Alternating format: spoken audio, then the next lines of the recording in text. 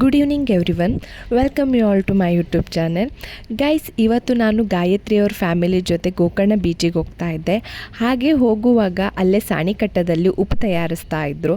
ಇದಕ್ಕೂ ಮುಂಚೆ ಗೋಕರ್ಣ ಬೀಚಿದು ಒಂದು ವ್ಲಾಗ್ ಹಾಕಿದ್ದೆ. ಆ ಟೈಮಲ್ಲಿ ನಾನು ನಿಮ್ಗೆ ಹೇಳಿದ್ದೆ ಇಲ್ಲಿ ಸಾಣಿಕಟ್ಟ ಉಪ್ಪು ತಯಾರಿಸ್ತಾರೆ ಅಂತ ಹೇಳಿ. ಬಟ್ ಆ ಟೈಮಲ್ಲಿ ಯಾವುದೇ ರೀತಿ ಉಪ್ಪು ತಯಾರಿಸ್ತಿರಲಿಲ್ಲ, ಸೀಸನ್ ಇರಲಿಲ್ಲ. ಬಟ್ ಇವತ್ತು ನಾವು ಹೋಗುವಾಗ ಇಲ್ಲಿ ಉಪ್ಪು ತಯಾರಿಸ್ತಾ ಇದ್ದರು. ಹಾಗೆ ಒಂದು ಚಿಕ್ಕದಾಗಿ ಕ್ಲಿಪ್ ತೊಗೊಳ್ಳೋಣ ಅಂತ ಹೇಳಿ ನಾವು ಅಲ್ಲಿ ಎಂಟರ್ ಆದ್ವಿ. ಇಲ್ಲಿ ನೀವೆಲ್ಲ ನೋಡ್ತಾ ಇರ್ಬೋದು, ಇದೆಲ್ಲ ಉಪ್ಪು. ಈ ಒಂದು ಪ್ಲೇಸಲ್ಲಿ ಸುಮಾರು 300 ವರ್ಷದಿಂದ ಉಪ್ಪು ತಯಾರಿಸ್ತಾ ಇದ್ದಾರೆ, ಅಂದರೆ 1720ರಿಂದ. ಸೊ ಇದು ಹೇಗಾಗತ್ತೆ ಏನು ಅಂತ ನಾವು ಇವ್ರ ಹತ್ರ ಕೇಳಿದ್ವಿ. ಬಟ್ ಇವರು ಮೇನ್ ಅಲ್ಲೊಬ್ಬರು ಗಾರ್ಡ್ ಇರ್ತಾರೆ, ಅವ್ರ ಜೊತೆ ಕೇಳಕ್ಕೆ ಹೇಳಿದರು. ಇಲ್ಲಿ ನ್ಯಾಚುರಲ್ ಆಗಿ ಅಘನಾಶಿ ನದಿ ಉಪ್ಪು ನೀರನ್ನು ಶೇಖರಿಸಿ ತಯಾರಿಸ್ತಾರೆ. ಹಾಗೆ ಇದರಲ್ಲಿ ಸೋಡಿಯಂ ಪ್ರಮಾಣ ಕಡಿಮೆ, ಬಟ್ ಆದರೆ ಪೊಟ್ಯಾಷಿಯಮ್, ಕ್ಯಾಲ್ಶಿಯಂ, ಮೆಗ್ನೀಷಿಯಂ ಪ್ರಮಾಣ ಜಾಸ್ತಿ ಆಗಿರ್ತದೆ. ಬಟ್ ಇನ್ನೂ ಮೋರ್ ಇನ್ಫಾರ್ಮೇಷನ್ ಇವ್ರ ಜೊತೆ ಕೇಳುವ.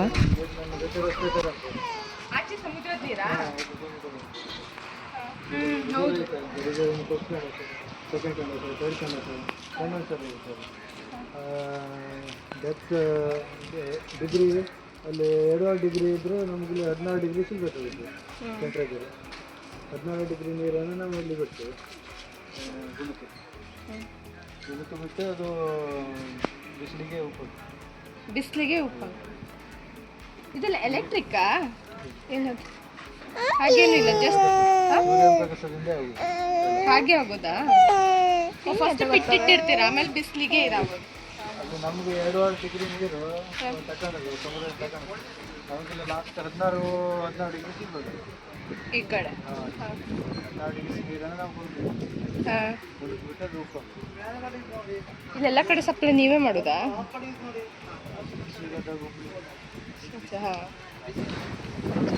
ಇದೆಷ್ಟು ಜಾಗ ಇದೆ ಇಲ್ಲಿ? 50 ಎಕರೆ.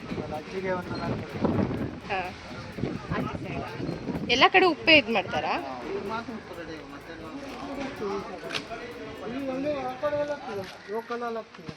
ಇಲ್ಲಿ ಉಂಟಲ್ಲ, ಇದು ಕಾಣಿಸ್ತು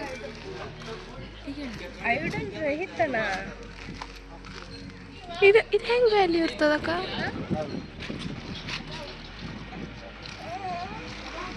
ಅಲ್ಲ, ಅಯೋಡಿನ್ ರಹಿತ ಉಪ್ಪು ಒಳ್ಳೇದಾ? ಅಂದ್ರೆ ಅಯೋಡಿನ್ ಇರ್ಬೇಕಂತ ಹೇಳ್ತಾರಲ್ಲ ಉಪ್ಪಲ್ಲಿ. ಅದು ಯಾವ?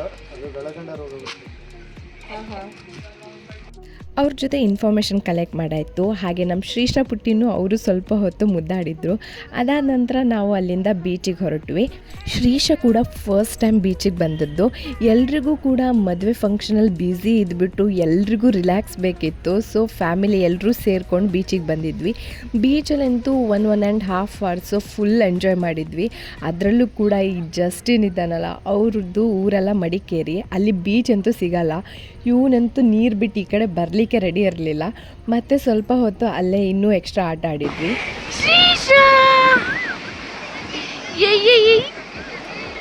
ನೀನು ಬೀಚಿಗೆ ಬಂದಿದ್ಯಾ? ನೆಕ್ಸ್ಟಲ್ಲಿ ನಾವೆಲ್ಲರೂ ಸೇರಿ ಫೋಟೋಸ್ ಎಲ್ಲ ತೊಗೊಂಡ್ವಿ. ಹಾಗೆ ಯಾವುದಾದ್ರೂ ರೀಲ್ಸ್ ಮಾಡುವ ಅಂತ ಎಲ್ಲರೂ ಹೇಳ್ತಾಯಿದ್ರು. ಹಾಗಾಗಿ ಅವರ ಸಾಂಗಿಗೆ ರೀಲ್ಸ್ ಮಾಡಿದ್ವಿ. ಎಲ್ಲ ಮುಗಿಸ್ಕೊಂಡು ನಾವು ಹೊರಡುವಾಗ ಅರೌಂಡ್ 5:30 ಏನೋ ಆಗಿತ್ತು. ಹಾಗೆ ಹೇಮಕ್ಕ, ದೀಪಕ್ ಅವರೆಲ್ಲ ಬೈಕಲ್ಲಿ ಬರ್ತಾಯಿದ್ರು. ನಾವು ಕಾರಲ್ಲಿ ಹೊರಟ್ವಿ ಶ್ರೀಕಾಂತ್ ಅಣ್ಣನ ಜೊತೆ.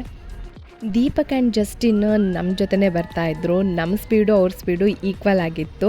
ಹಾಗೆ ನಾವು ಅವ್ರ ಜೊತೆ ಜಗಳ ಮಾಡಿಕೊಂಡು ರೇಗಿಸ್ಕೊಂಡು ಒಟ್ಟಿಗೆ ಬಂದ್ವಿ. ಹಾಗೆಯೇ ಶ್ರೀಕಾಂತ್ ಅಣ್ಣ ಒಂದು ರೆಸ್ಟೋರೆಂಟಿಗೆ ಕರ್ಕೊಂಡು ಹೋದರು.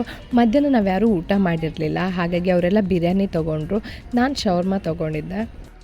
ರಿಟರ್ನ್ ಹೋಗುವಾಗ ದೀಪಕ್ ಜೊತೆ ಬೈಕ್ ತೊಗೊಂಡೆ.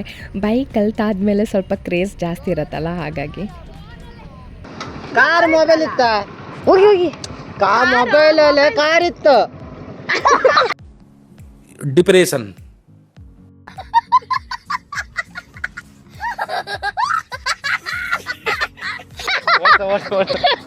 ಕಾರಲ್ಲಿ ಫೋನ್ ಇದೆ, ಫೋನಲ್ಲಿ ಕಾರ್ ಇತ್ತು, ಹೋಗ್ಲಿ ತೊಂದ್ರೆ ಇಲ್ಲ. ರೇಸ್ ಕೊಡಿ, ನಾ ಸ್ಕಿಟ್ಟಾಗು ಜಾಗ ಎಲ್ಲ ಹೇಳ್ತೇನೆ ನಿಮಗೆ.